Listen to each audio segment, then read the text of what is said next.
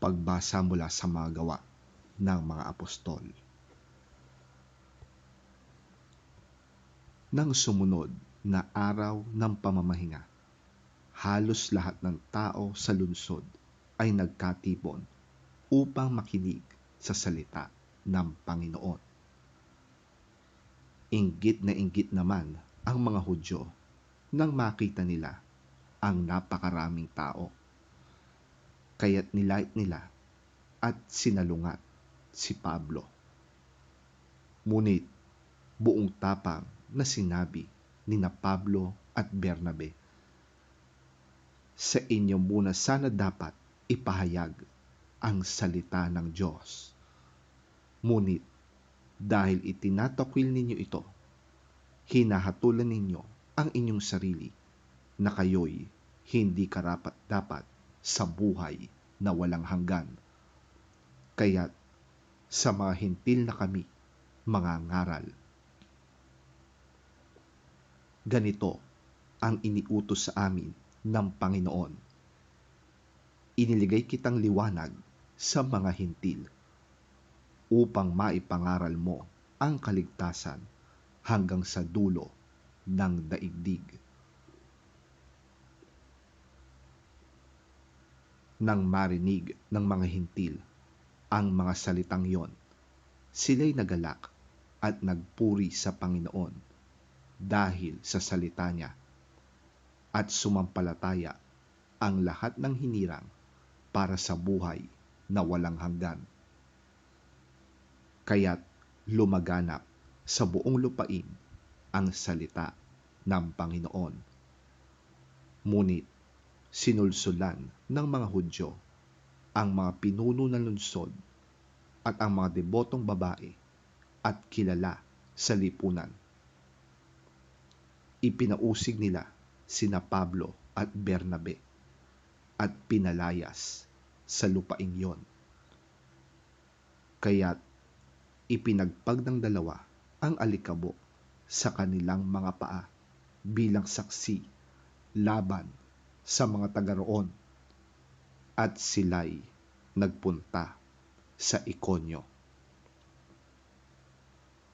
Ang mga alagad naman sa Antioquia ay napuspos ng kagalakan at ng Espiritu Santo.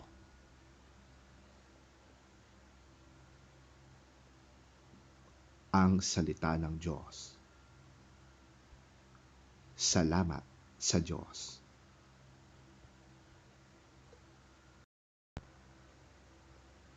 Ang mabuting balita ng Panginoon ayon kay San Juan. Papuri sa iyo, Panginoon. Kung ako'y kilala ninyo, kilala na rin ninyo ang aking Ama. Mula ngayon ay kilala na niyo siya at inyo nang nakita. Sinabi sa kanya ni Felipe, Panginoon, ipakita po ninyo sa amin ang Ama at masisiyahan na kami. Sumagot si Jesus, Felipe, kay tagal na ninyo akong kasama. Hanggang ngayon, hindi mo pa ako kilala? Ang nakakita sa akin ay nakakita na sa Ama. Bakit mo sinasabing, ipakita mo sa amin ang Ama? Hindi ka ba naniniwalang ako'y nasa Ama at ang Ama ay nasa akin?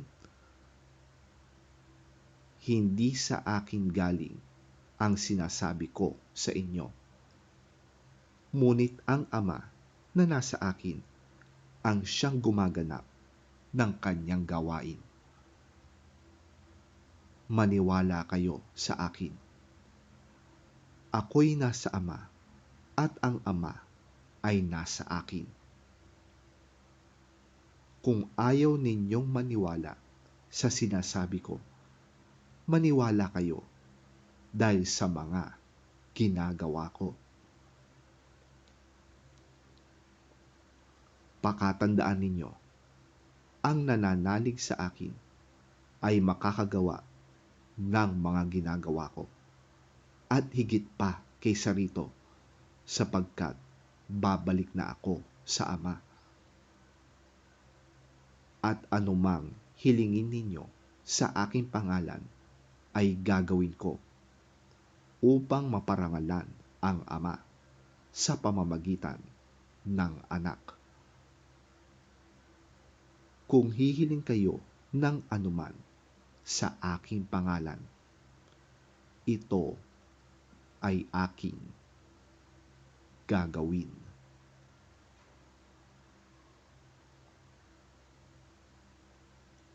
Ang mabuting balita ng ating Panginoon. Pinupuri ka namin, Panginoong Hesukristo. Now that you have known me, you will know my Father also. And from now on you do know him, and you have seen him. Lord, show us the Father. That is all we need. For a long time I have been with you all. Yet you do not know me, Philip. Whoever has seen me has seen the Father. Why then do you say, show us the Father? Do you not believe, Philip, that I am in the Father and the Father is in me? The words I have spoken to you do not come from me. The Father who remains in me does his own work. Believe me when I say that I am in the Father and the Father is in me. If not, believe because of the things I do. I am telling you the truth. Those who believe in me will do what I do. Yes, they will do even greater things. Because I am going to the Father. And I will do whatever you ask for in my name, so that the Father's glory will be shown through the Son. If you ask me for anything in my name, I will do it.